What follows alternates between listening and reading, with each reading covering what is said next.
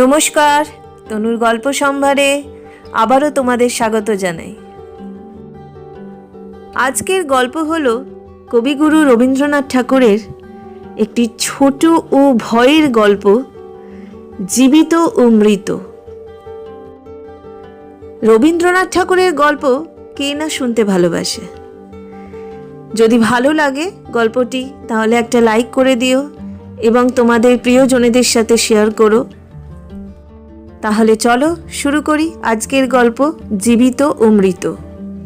গল্প পাঠে আমি তনুশ্রী।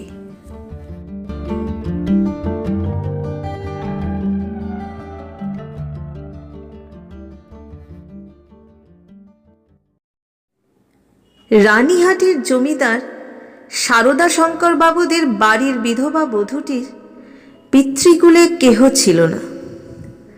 সকলেই একে একে মারা গিয়াছে। পতিকুলেও ঠিক আপনার বলিতে কেহ নাই, পতিও নাই, পুত্রও নাই। একটি ভাসুরপো সারদা শঙ্করের ছোট ছেলেটি, সেই তাহার চক্ষের মণি। সে জন্মিবার পর তাহার মাতার বহুকাল ধরিয়া শক্ত পীড়া হইয়াছিল। সেই জন্য এই বিধবা কাকী কাদম্বিনী তাহাকে মানুষ করিয়াছে। পরের ছেলে মানুষ করিলে তাহার প্রতি প্রাণের টান আরও যেন বেশি হয়, কারণ তাহার উপরে অধিকার থাকে না, তাহার উপরে কোনো সামাজিক দাবি নাই, কেবল স্নেহের দাবি। কিন্তু কেবলমাত্র স্নেহ সমাজের সমক্ষে আপনার দাবি কোনো দলিল অনুসারে সব প্রমাণ করিতে পারে না এবং চাহেও না। কেবল অনিশ্চিত প্রাণের ধনটিকে দ্বিগুণ ব্যাকুলতার সহিত ভালোবাসে। বিধবার সমস্ত রুদ্ধ প্রীতি এই ছেলেটির প্রতি সিঞ্চন করিয়া একদিন শ্রাবণের রাত্রে কাদম্বিনীর অকস্মাৎ মৃত্যু হইল। হঠাৎ কি কারণে তাহার হৃৎস্পন্দন স্তব্ধ হইয়া গেল। সময় জগতের আর সর্বত্রই চলিতে লাগিল। কেবল সেই স্নেহাকাতর ক্ষুদ্র কোমল বক্ষটির ভিতর সময়ের ঘড়ির কল চিরকালের মতো বন্ধ হইয়া গেল। পাছে পুলিশের উপদ্রব ঘটে, এই জন্য অধিক আড়ম্বর না করিয়া জমিদারের 4 জন ব্রাহ্মণ কর্মচারী অনতি বিলম্বে মৃতদেহ দাহ করিতে লইয়া গেল। রানীহাটের শ্মশান লোকালয় হইতে বহু দূরে। পুষ্করিণীর ধারে একখানি কুটির এবং তাহার নিকটে একটা প্রকাণ্ড বটগাছ। বৃহৎ মাঠে আর কোথাও কিছু নাই। পূর্বে এইখান দিয়া নদী বহিত, এখন নদী একেবারে শুকাইয়া গেছে। সেই শুষ্ক জলপথের এক অংশ খনন করিয়া শ্মশানের পুষ্করিণী নির্মিত হইয়াছে। এখানকার লোকেরা এই পুষ্করিণীকে পূর্ণ স্রোতস্বিনীর প্রতিনিধিস্বরূপ জ্ঞান করে। মৃতদেহ কুটিরের মধ্যে স্থাপন করিয়া চিতার কাঠ আসিবার প্রতীক্ষায় 4 জনে বসিয়া রহিল। সময় এত দীর্ঘ বোধ হইতে লাগিল যে অধীর হইয়া 4 জনের মধ্যে নিতাই এবং গুরুচরণ কাঠ আনিতে এত বিলম্ব হইতেছে কেন দেখিতে গেল। বিধু এবং বনমালী মৃতদেহ রক্ষা করিয়া বসিয়া রইল। শ্রাবণের অন্ধকার রাত্রি, থমথমে মেঘ করিয়া আছে। আকাশে একটি তারা দেখা যায় না।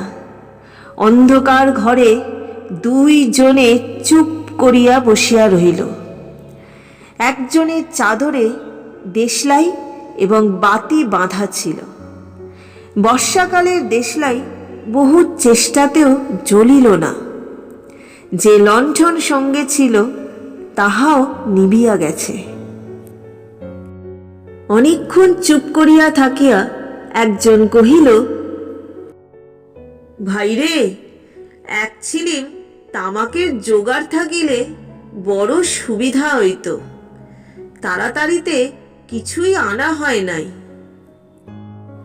অন্য ব্যক্তি কহিল,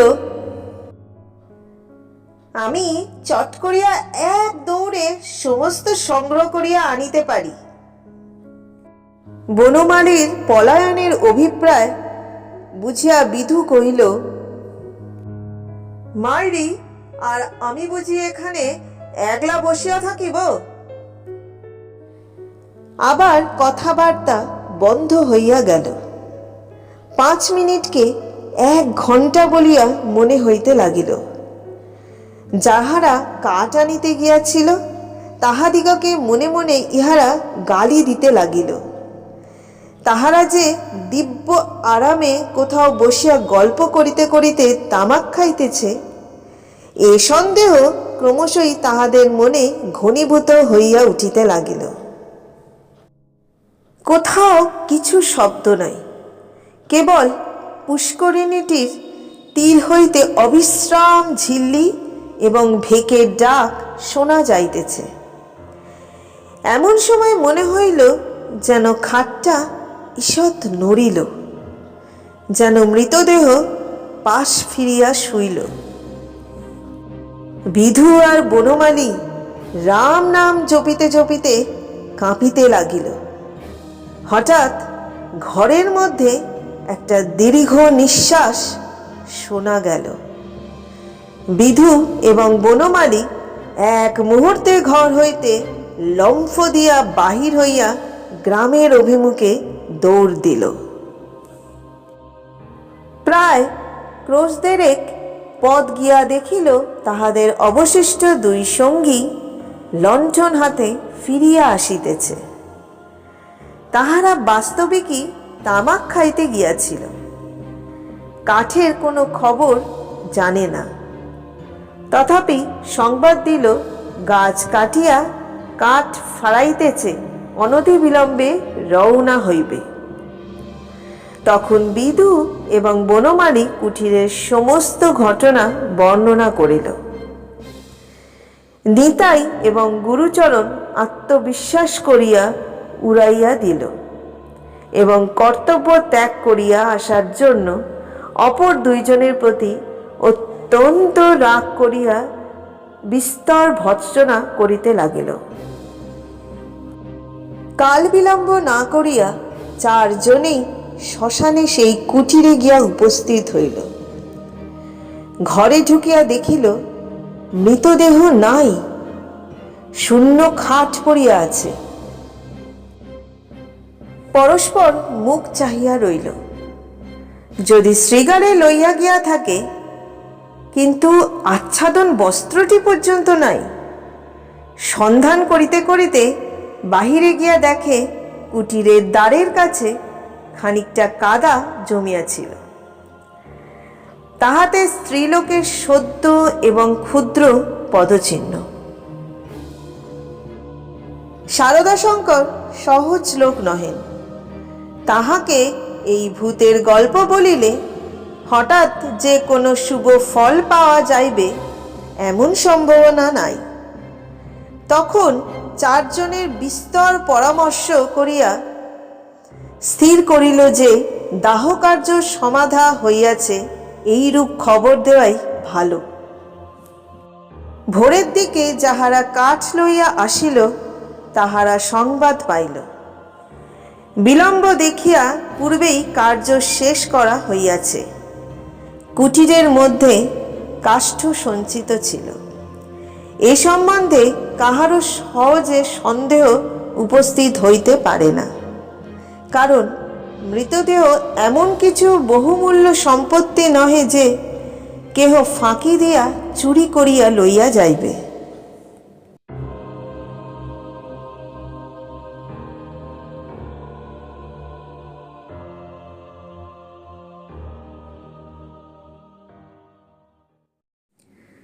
সকলেই জানেন জীবনের যখন কোনো লক্ষণ পাওয়া যায় না, তখনও অনেক সময় জীবন প্রচ্ছন্নভাবে থাকে এবং সময় মতো পুনর্বার মৃতবৎ দেহে তাহার কার্য আরম্ভ হয়।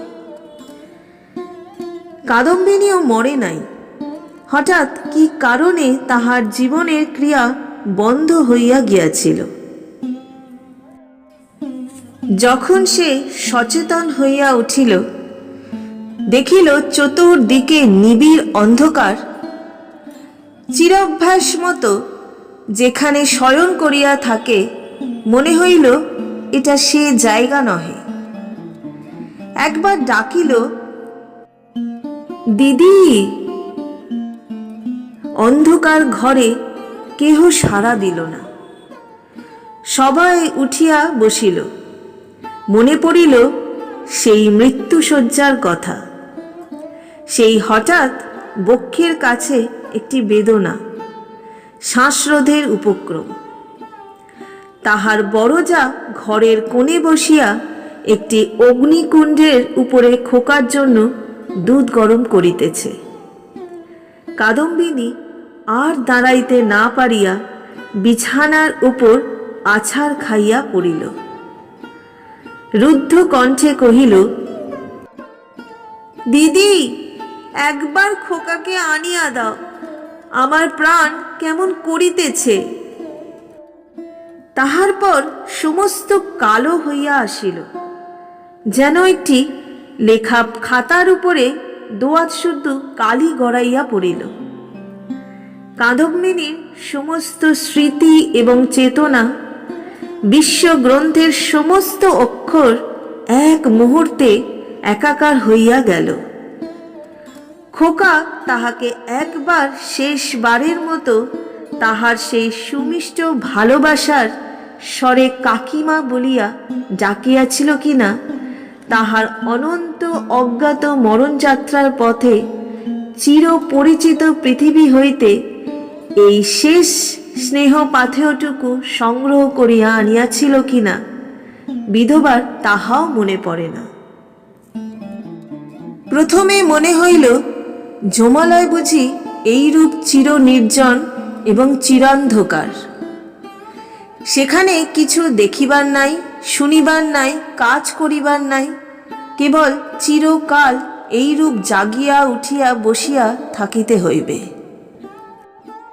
তাহার পর যখন মুক্ত দ্বার দিয়া হঠাৎ একটা ঠান্ডা বাদলার বাতাস দিল এবং বর্ষার ভেকে ডাক কানে প্রবেশ করিল, তখন এক মুহূর্তে তাহার এই স্বল্প জীবনে আশৈশব সমস্ত বর্ষার স্মৃতি ঘনীভূতভাবে তাহার মনে উদয় হইল এবং পৃথিবীর নিকট সংস্পর্শ সে অনুভব করিতে পারিল। একবার বিদ্যুৎ চমকিয়া উঠিল। সম্মুখে পুষ্করিণী, বটগাছ, বৃহৎ মাঠ এবং সুদূর তরুশ্রেণী এক পলকে চোখে পড়িল। মনে পড়িল মাঝে মাঝে পুণ্যতিথি উপলক্ষে এই পুষ্করিণীতে আসিয়া স্নান করিয়াছে এবং মনে পড়িল সেই সময় এই শ্মশানে মৃতদেহ দেখিয়া মৃত্যুকে কি ভয়ানক মনে হইত। প্রথমে মনে হইল বাড়ি ফিরিয়া যাইতে হইবে, কিন্তু তখনই ভাবিল, আমি তো বাঁচিয়া নাই, আমাকে বাড়িতে লইবে কেন? সেখানে যে অমঙ্গল হইবে। জীবরাজ্য হইতে আমি যে নির্বাসিত হইয়া আসিয়াছি, আমি যে আমার প্রেতাত্মা। তাই যদি না হইবে, তবে সে এই অর্ধরাত্রে সারদা শঙ্করের সুরক্ষিত অন্তঃপুর হইতে এই দুর্গম শ্মশানে আসিল কেমন করিয়া? এখনো যদি তার অন্ত্যেষ্টিক্রিয়া শেষ না হইয়া থাকে, তবে দাহ করিবার লোকজন গেল কোথায়? সারদা শঙ্করের আলোকিত গৃহে তাহার মৃত্যুর শেষ মুহূর্ত মনে পড়িল। তাহার পরেই এই বহুদূরবর্তী জনশূন্য অন্ধকার শ্মশানের মধ্যে আপনাকে একাকিনী দেখিয়া সে জানিল, আমি এই পৃথিবীর জনসমাজের আর কেহ নহ। আমি অতি ভীষণ অকল্যাণকারিণী, আমি আমার প্রেতাত্মা। এই কথা মনে উদয় হইবা মাত্রই তাহার মনে হইল, তাহার চতুর্দিক হইতে বিশ্ব নিয়মের সমস্ত বন্ধন যেন ছিন্ন হইয়া গিয়াছে, যেন তাহার অদ্ভুত শক্তি, অসীম স্বাধীনতা, যেখানে ইচ্ছা যাইতে পারে, যাহা ইচ্ছা করিতে পারে। এই অভূতপূর্ব নূতন ভাবের আবির্ভাবে সে উন্মত্তের মতো হইয়া হঠাৎ একটা দমকা বাতাসের মতো ঘর হইতে বাহির হইয়া অন্ধকার শ্মশানের উপর দিয়া চলিল। মনে লজ্জা, ভয়, ভাবনার লেশ মাত্র রহিল না। চলিতে চলিতে চরণ শ্রান্ত, দেহ দুর্বল হইয়া আসিতে লাগিল। মাঠের পর মাঠ আর শেষ হয় না। মাঝে মাঝে ধান্যক্ষেত্র, কোথাও বা এক হাঁটুর জল দাঁড়িয়া আছে। যখন ভোরের আলো অল্প অল্প দেখা দিয়াছে, তখন অদূরে লোকালয়ের বাঁশঝাড় হইতে দু একটা পাখির ডাক শোনা গেল। তখন তাহার কেমন ভয় করিতে লাগিল। পৃথিবীর সহিত, জীবিত মনুষ্যের সহিত এখন তাহার কিরূপ নূতন সম্পর্ক দাঁড়াইয়াছে সে কিছু জানে না। যতক্ষণ মাঠ ছিল, শ্মশানে ছিল, শ্রাবণ রজনীর অন্ধকারের মধ্যে ছিল, ততক্ষণ সে যেন নির্ভয় ছিল, যেন আপন রাজ্যে ছিল। দিনের আলোকে লোকালয় তাহার পক্ষে অতি ভয়ঙ্কর স্থান বলিয়া বোধ হইল। মানুষ ভূতকে ভয় করে, ভূত মানুষকে ভয় করে। মৃত্যু নদীর দুই পারে দুইজনের বাস।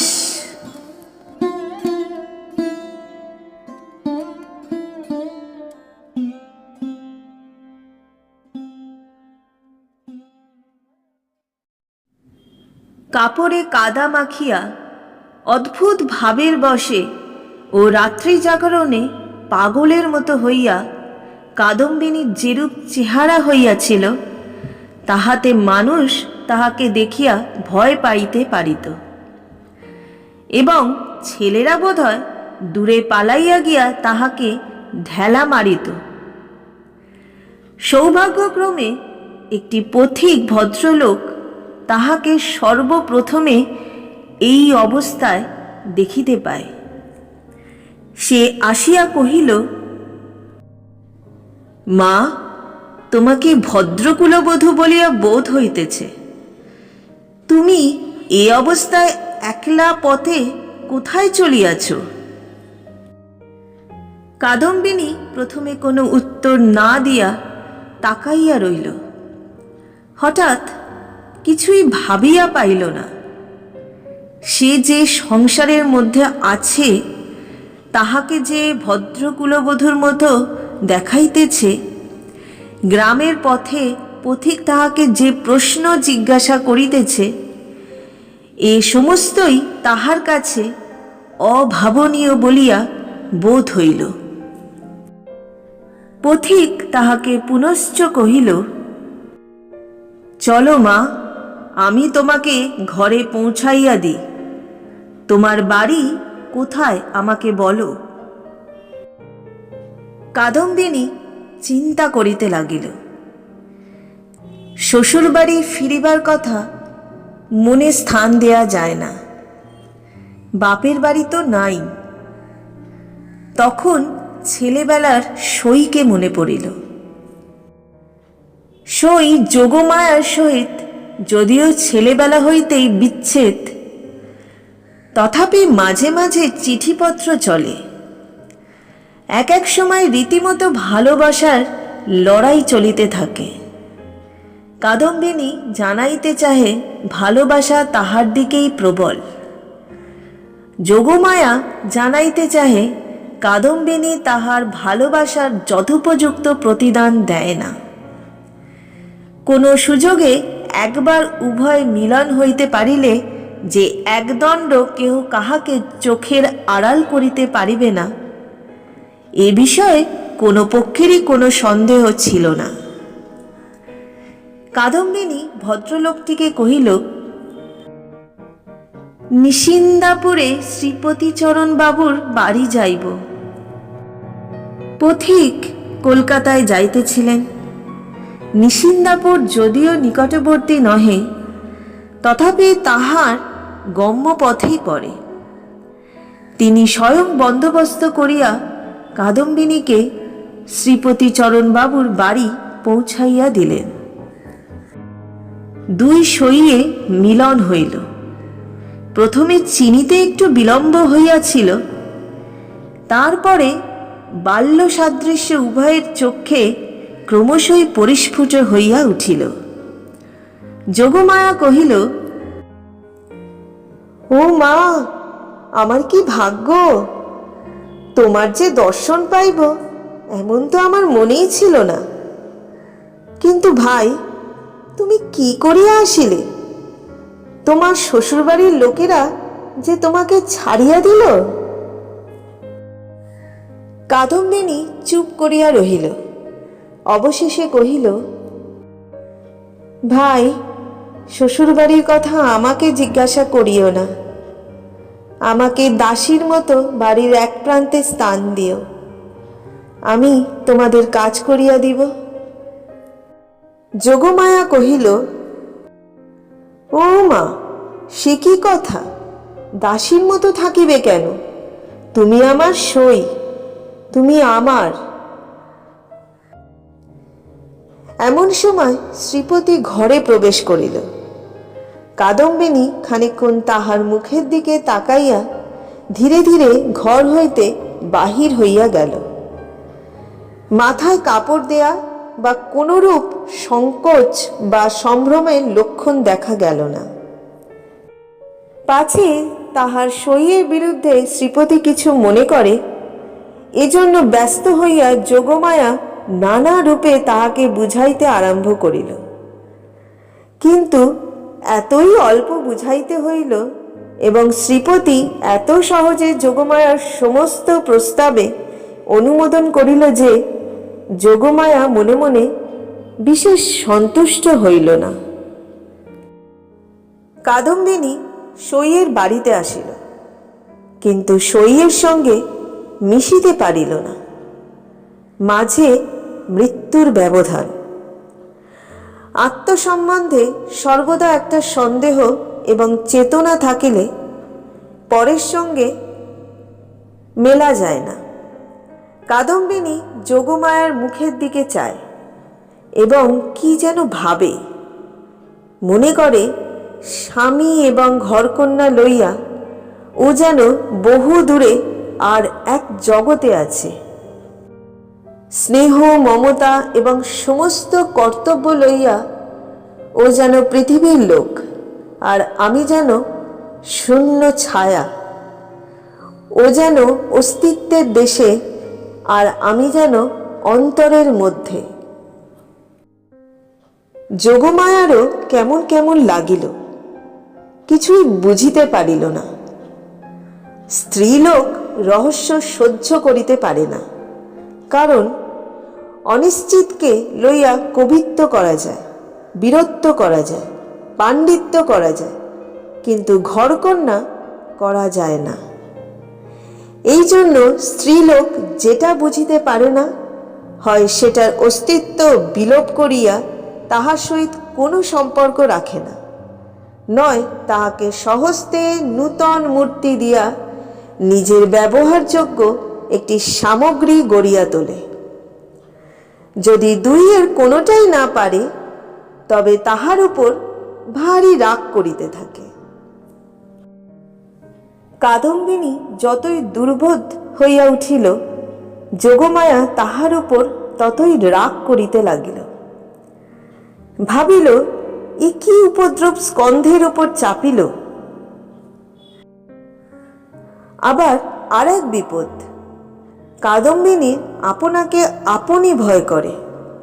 সে নিজের কাছ হইতে নিজে কিছুতেই পলাইতে পারে না। যাহাদের ভূতের ভয় আছে তাহারা আপনার পশ্চাৎ দিককে ভয় করে। যেখানে দৃষ্টি রাখিতে পারে না সেইখানেই ভয়। কিন্তু কাদম্বিনীর আপনার মধ্যেই সর্বাপেক্ষা বেশি ভয়, বাহিরে তার ভয় নাই। এই জন্য বিজন দ্বীপ্রহরে সে একা ঘরে এক একদিন চিৎকার করিয়া উঠিত এবং সন্ধ্যাবেলায় দীপালোকে আপনার ছায়া দেখিলে তাহার গা ছমছম করিতে থাকিত। তাহার এই ভয় দেখিয়া বাড়ির শুদ্ধ লোকের মনে কেমন একটা ভয় জন্মিয়া গেল। চাকর দাসীরা এবং যোগমায়া যখন তখন যেখানে সেখানে ভূত দেখিতে আরম্ভ করিল। একদিন মনে হইল কাদম্বিনী অর্ধরাত্রে আপন শয়নগৃহ হইয়া কাঁদিয়া বাহির হইয়া একেবারে যোগমায়ার গৃহদ্বারে আসিয়া কহিল, দিদি দিদি, তোমার দুটি পায়ে পড়ি গো, আমায় একলা ফেলিয়া রাখিও না। যোগমায়ার যেমন ভয়ও পাইল তেমনি রাগও হইল। ইচ্ছা করিল তদ্দণ্ডেই কাদম্বিনীকে দূর করিয়া দেয়। দয়াপরবশ শ্রীপতি অনেক চেষ্টায় তাহাকে ঠান্ডা করিয়া পার্শ্ববর্তী গৃহে স্থান দিল। পরদিন অসময় অন্তঃপুরে শ্রীপতির তলব হইল। যোগমায়া তাহাকে অকস্মাৎ ভর্ৎসনা করিতে আরম্ভ করিল। হাগা, তুমি কেমন ধারা লোক! একজন মেয়ে মানুষ আপন শ্বশুরঘর ছাড়িয়া তোমার ঘরে আসিয়া অধিষ্ঠান হইল, মাসখানেক হইয়া গেল, তবু যাইবার নাম করে না, আর তোমার মুখে যে একটি আপত্তি মাত্র শুনি না। তোমার মনের ভাবটা কি বুঝাইয়া বলো দেখি। তোমরা পুরুষ মানুষ এমনই জাতি বটে। বাস্তবিক সাধারণ স্ত্রী জাতির উপরে পুরুষ মানুষের একটা নির্বিচার পক্ষপাত আছে এবং সেজন্য স্ত্রীলোকেরাই তাহাদিগকে অধিক অপরাধী করে। নিঃসহায়া অথচ সুন্দরী কাদম্বিনীর প্রতি শ্রীপতির করুণা যে যথোচিত মাত্রার চেয়ে কিঞ্চিত অধিক ছিল, তাহার বিরুদ্ধে তিনি যোগমায়ার গাত্রস্পর্শপূর্বক শপথ করিতে উদ্যত হইলেও তাহার ব্যবহারে তাহার প্রমাণ পাওয়া যাইত। তিনি মনে করিতেন, নিশ্চয়ই শ্বশুরবাড়ির লোকেরা এই পুত্রহীনা বিধবার প্রতি অন্যায় অত্যাচার করিত, তাই নিতান্ত সহ্য করিতে না পারিয়া পলাইয়া কাদম্বিনী আমার আশ্রয় লইয়াছে। যখনই আর বাপ মা কেহই নাই, তখন আমি ইহাকে কি করিয়া ত্যাগ করি। এই বলিয়া তিনি কোনরূপ সন্ধান লইতে ক্ষান্ত ছিলেন এবং কাদম্বিনীকেও এই অপ্রীতিকর বিষয় প্রশ্ন করিয়া ব্যথিত করিতে তাহার প্রবৃত্তি হইত না। তখন তাহার স্ত্রী তাহার অসার কর্তব্য বুদ্ধিতে নানা প্রকার আঘাত দিতে লাগিল। কাদম্বিনীর শ্বশুরবাড়িতে খবর দেয়া যে তাহার গৃহের শান্তি রক্ষার পক্ষে একান্ত আবশ্যক, তাহা তিনি বেশ বুঝিতে পারিলেন। অবশেষে স্থির করিলেন, হঠাৎ চিঠি লিখিয়া বসিলে ভালো ফল নাও হইতে পারে। অতএব রানীহাটে তিনি নিজে গিয়া সন্ধান লইয়া যাহা কর্তব্য স্থির করিবেন। শ্রীপতি তো গেলেন, এদিকে যোগমায়া আসিয়া কাদম্বিনীকে কহিল, সই, এখানে তোমার আর থাকা ভালো দেখাইতেছে না, লোকে বলিবে কি? কাদম্বিনী গম্ভীরভাবে যোগমায়ার মুখের দিকে তাকাইয়া কহিল, লোকের সঙ্গে আমার সম্পর্ক কি? যোগমায়া কথা শুনিয়া অবাক হইয়া গেল, কিঞ্চিত রাগিয়া কহিল, তোমার না থাক, আমাদের তো আছে। আমরা পরের ঘরের বধূকে কি বলিয়া আটক করিয়া রাখিব? কাদম্বিনী কহিল, আমার শ্বশুর ঘর কোথায়? যোগমায়া ভাবিল, মরণ, পোড়া কপালে বলে কি? কাদম্বিনী ধীরে ধীরে কহিল, আমি কি তোমাদের কেহ? আমি কি এ পৃথিবীর? তোমরা হাসিতেছ, কাঁদিতেছ, ভালোবাসিতেছ, সবাই আপন আপন লইয়া আছো। আমি তো কেবল চাহিয়া আছি। তোমরা মানুষ আর আমি ছায়া। বুঝিতে পারি না ভগবান আমাকে তোমাদের এই সংসারের মাঝখানে কেন রাখিয়াছেন। তোমরাও ভয় করো, পাছে তোমাদের হাসি খেলার মধ্যে আমি অমঙ্গল আনি। আমিও বুঝিয়া উঠিতে পারি না তোমাদের সঙ্গে আমার কি সম্পর্ক। কিন্তু ঈশ্বর যখন আমাদের জন্য আর কোনো স্থান গড়িয়া রাখেন নাই, তখন কাজে কাজেই বন্ধন ছিঁড়িয়া যায়, তবু তোমাদের কাছেই ঘুরিয়া ঘুরিয়া বেড়াই। এমনইভাবে চাহিয়া কথাগুলো বলিয়া গেল যে যোগমায়া কেমন একরকম করিয়া মোটের ওপর একটা কি বুঝিতে পারিল, কিন্তু আসল কথাটা বুঝিল না, জবাবও দিতে পারিল না, দ্বিতীয়বার প্রশ্ন করিতেও পারিল না। অত্যন্ত ভারগ্রস্ত গম্ভীরভাবে চলিয়া গেল।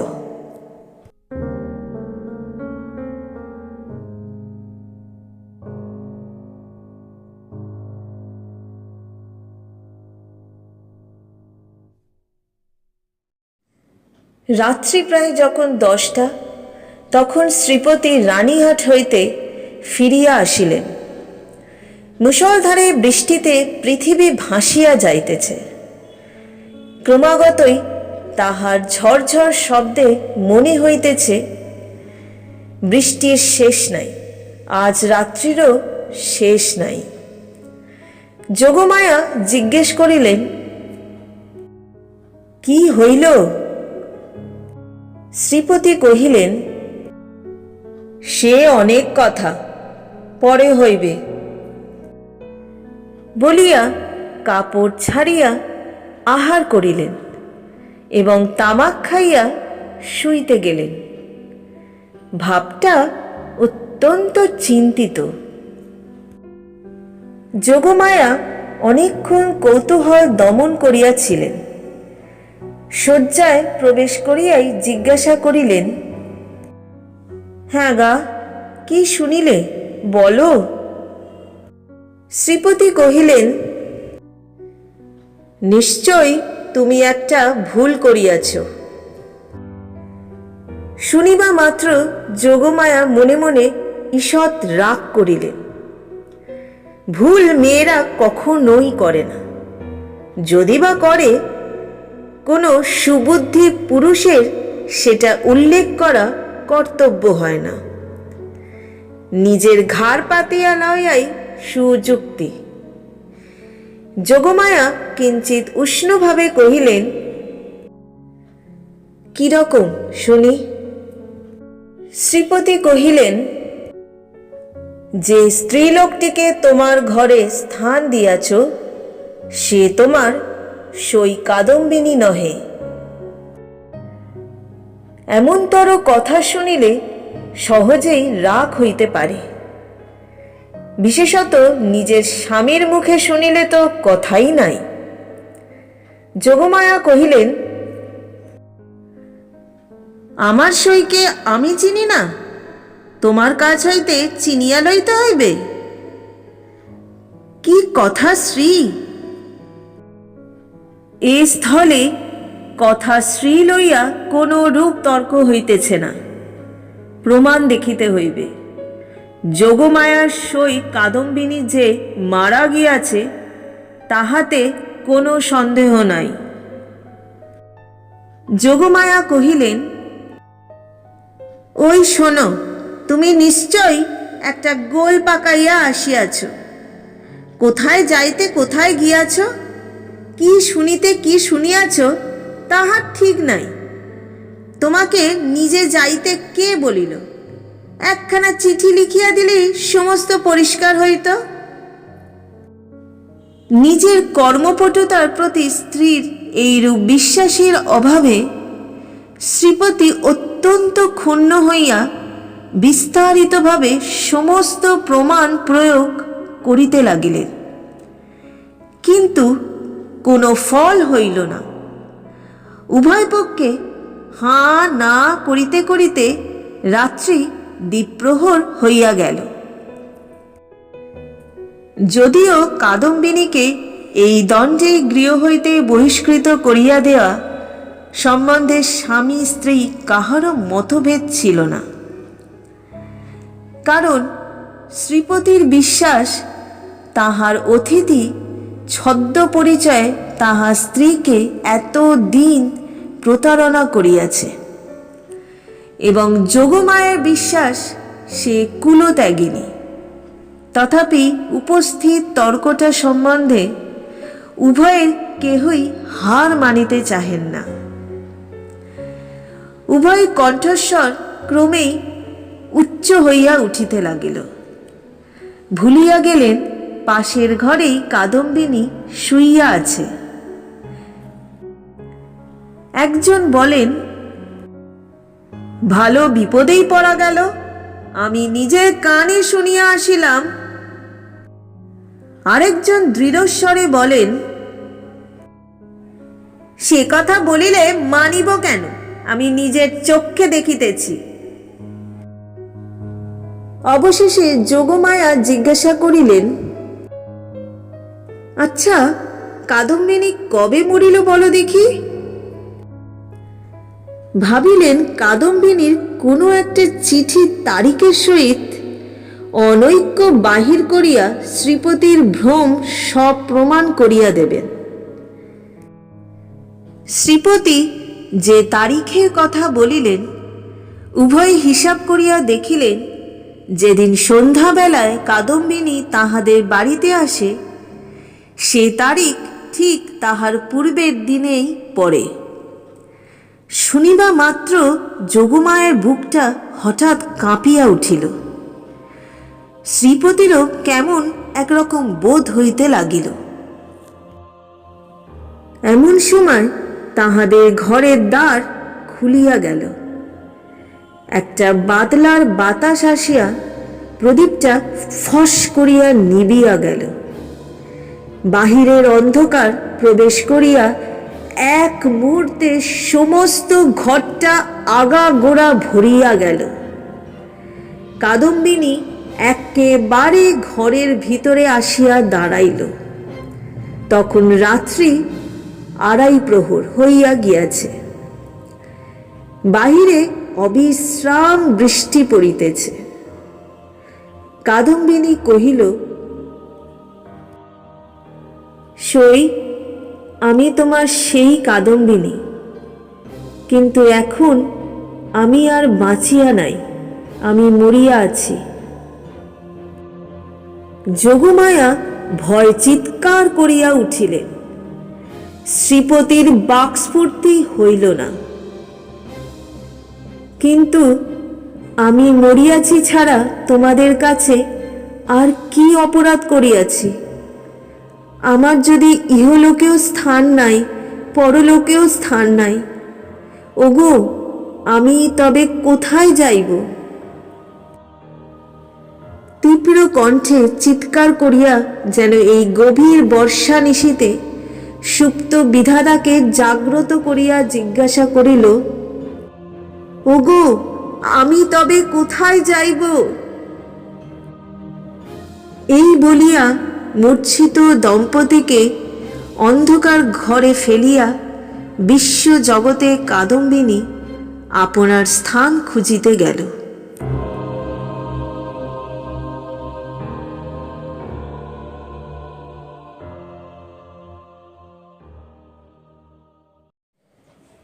কাদম্বিনী যে কেমন করিয়া রানীহাটে ফিরিয়া গেল তাহা বলা কঠিন, কিন্তু প্রথমে কাহাকেও দেখা দিল না।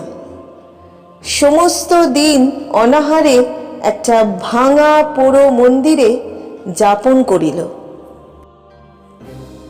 বর্ষার অকাল সন্ধ্যা যখন অত্যন্ত ঘন হইয়া আসিল এবং আসন্ন দুর্যোগের আশঙ্কায় গ্রামের লোকেরা ব্যস্ত হইয়া আপন আপন গৃহ আশ্রয় করিল, তখন কাদম্বিনী পথে বাহির হইল। শ্বশুরবাড়ির দ্বারে গিয়া একবার তাহার হৃৎকম্প উপস্থিত হইয়াছিল, কিন্তু মস্ত ঘোমটা টানিয়া যখন ভিতরে প্রবেশ করিল, দাসী ভ্রমে দাড়িরা কোনো রূপ বাধা দিল না। এমন সময় বৃষ্টি খুব চাপিয়া আসিল, বাতাসও বেগে বহিতে লাগিল। তখন বাড়ির গৃহিণী শারদা শঙ্করের স্ত্রী তাহার বিধবা ননদের সহিত তাস খেলিতেছিলেন। ঝি ছিল রান্নাঘরে এবং পীড়িত খোকা জ্বরের উপশমে শয়নগৃহে বিছানায় ঘুমাইতেছিল। কাদম্বিনী সকলের চক্ষু এড়াইয়া সেই ঘরে গিয়া প্রবেশ করিল। সে যে কি ভাবিয়া শ্বশুরবাড়ি আসিয়াছিল জানি না, সে নিজেও জানে না। কেবল এইটুকু জানে যে একবার খোকাকে চক্ষে দেখিয়া যাইবার ইচ্ছা। তাহার পর কোথায় যাইব, কি হইবে সে কথা সে ভাবেও নাই। দীপালোকে দেখিল রুগ্ন শীর্ণ খোকা হাত মুঠা করিয়া ঘুমাইয়া আছে। দেখিয়া উত্তপ্ত হৃদয় যেন তৃষাতুর হইয়া উঠিল। তাহার সমস্ত বালাই লইয়া তাহাকে একবার বুকে চাপিয়া না ধরিলে কি বাঁচা যায়? আর তাহার পর মনে পড়িল, আমি নাই, ইহাকে দেখিবার কে আছে? ইহার মা সঙ্গ ভালোবাসে, গল্প ভালোবাসে, খেলা ভালোবাসে। এতদিন আমার হাতে ভার দিয়াই সে নিশ্চিন্ত ছিল। কখনো তাহাকে ছেলে মানুষ করিবার কোনো দায় পোহাইতে হয় নাই। আজ ইহাকে তেমন করিয়া যত্ন করিবে? এমন সময় খোকা হঠাৎ পাশ ফিরিয়া অর্ধ নিদ্রিত অবস্থায় বলিয়া উঠিল, কাকিমা, আমায় জল দে। আহ, মরিয়া যাই সোনা আমার, তোর কাকিমাকে এখনো ভুলিস নাই। তাড়াতাড়ি কুজা হইতে জল গড়াইয়া লইয়া খোকাকে বুকের ওপর তুলিয়া কাদম্বিনী তাহাকে জলপান করাইল। যতক্ষণ ঘুমের ঘোর ছিল, চিরাভ্যাস মতো কাকিমার হাত হইতে জল খাইতে খোকার কিছুই আশ্চর্য বোধ হইল না। অবশেষে কাদম্বিনী যখন বহুকালের আকাঙ্ক্ষা মিটাইয়া তাহার মুখচুম্বন করিয়া তাহাকে আবার শুইয়া দিল, তখন তাহার ঘুম ভাঙিয়া গেল এবং কাকিমাকে জড়াইয়া ধরিয়া জিজ্ঞাসা করিল, কাকিমা, তুই মরে গিয়েছিলি? কাকিমা কহিল, হাঁ খোকা। আবার তুই খোকার কাছে ফিরে এসেছিস? আর তুই মরে যাবি না? ইহার উত্তর দেবার পূর্বেই একটা গোল বাঁধিল। ঝি এক বাটি সাগু হাতে করিয়া ঘরে প্রবেশ করিয়াছিল। হঠাৎ বাটি ফেলিয়া মা গো বলিয়া আচার খাইয়া পড়িয়া গেল। চিৎকার শুনিয়া তাস ফেলিয়া গিন্নি ছুটিয়া আসিলেন।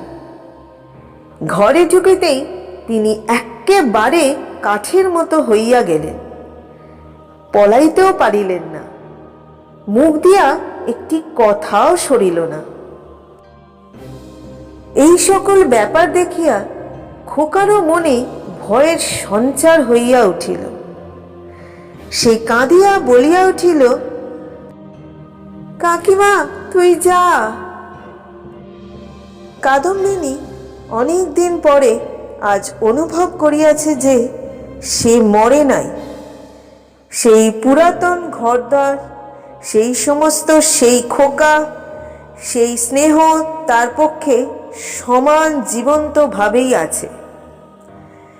মধ্যে কোনো বিচ্ছেদ, কোনো ব্যবধান জন্মায় নাই। সইয়ের বাড়ি গিয়া অনুভব করিয়াছিল বাল্যকালের সে সই মরিয়া গিয়াছে।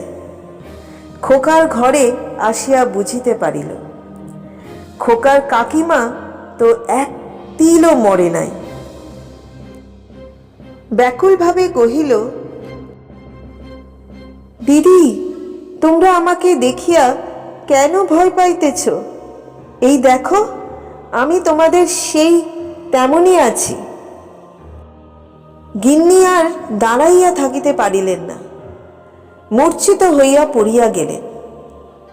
ভগ্নীর কাছে সংবাদ পাইয়া সারদা শঙ্কর বাবু স্বয়ং অন্তঃপুরে আসিয়া উপস্থিত হইলেন। তিনি জোড়হস্তে কাদম্বিনীকে কহিলেন, ছোট বৌমা, এই কি তোমার উচিত হয়? সতীশ আমার বংশের একমাত্র ছেলে, উহার প্রতি তুমি কেন দৃষ্টি দিতেছ? আমরা কি তোমার পর? তুমি যাওয়ার পর হইতে ও প্রতিদিন শুকাইয়া যাইতেছে। উহার ব্যাম আর ছাড়ে না, দিন রাত কেবল কাকিমা কাকিমা করে। যখন সংসার হইতে বিদায় লইয়াছ, তখন এ মায়াবন্ধন ছিঁড়িয়া যাও, আমরা তোমার যথোচিত সৎকার করিব। তখন কাদম্বিনী আর সহিতে পারিল না, তীব্র কণ্ঠে বলিয়া উঠিল, ওগো, আমি মরি নাই গো, মরি নাই। আমি কেমন করিয়া তোমাদের বুঝাইব আমি মরি নাই? এই দেখো, আমি বাঁচিয়া আছি। বলিয়া কাঁসার বাটিটা ভূমি হইতে তুলিয়া কপালে আঘাত করিতে লাগিল। কপাল ফাটিয়া রক্ত বাহির হইতে লাগিল। তখন বলিল, এই দেখো, আমি বাঁচিয়া আছি। সারদা শঙ্কর মূর্তির মতো দাঁড়াইয়া রহিলেন। খোকা ভয়ে বাবাকে ডাকিতে লাগিল। দুই মূর্ছিতা রমণী মাটিতে পড়িয়া রহিল। তখন কাদম্বিনী, ওগো, আমি মরি নাই গো, মরি নাই, মরি নাই আমি, বলিয়া চিৎকার করিয়া ঘর হইতে বাহির হইয়া সিঁড়ি বাহিয়া নামিয়া অন্তঃপুরে পুষ্করিণীর জলের মধ্যে গিয়া পড়িল। সারদা শঙ্কর উপরের ঘর হইতে শুনিতে পাইলেন ঝপাস করিয়া একটা শব্দ হইল। সমস্ত রাত্রি বৃষ্টি পড়িতে লাগিল।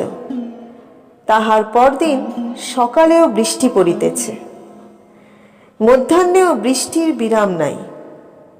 কাদম্বিনী মরিয়া প্রমাণ করিল সে মরে নাই।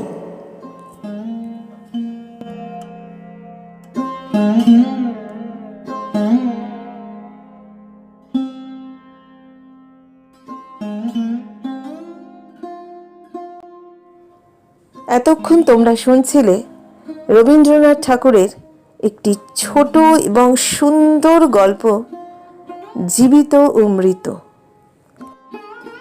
গল্পটা তোমাদের কেমন লাগলো তা তোমরা কমেন্টে জানিও। তোমাদের কমেন্টের অপেক্ষায় থাকব। আর পরবর্তী গল্প শুনতে হলে যারা এখনো পর্যন্ত আমার চ্যানেলটাকে সাবস্ক্রাইব করোনি, তারা প্লিজ দয়া করে আমার চ্যানেলটাকে সাবস্ক্রাইব করে দিও এবং পাশে থাকা বেল আইকনটি প্রেস করে দিও। আজকের মতো বিদায় নিচ্ছি। খুব শিগগিরই ফিরবো আবার একটা নতুন গল্প নিয়ে। সবাই ভালো থেকো, সুস্থ থেকো।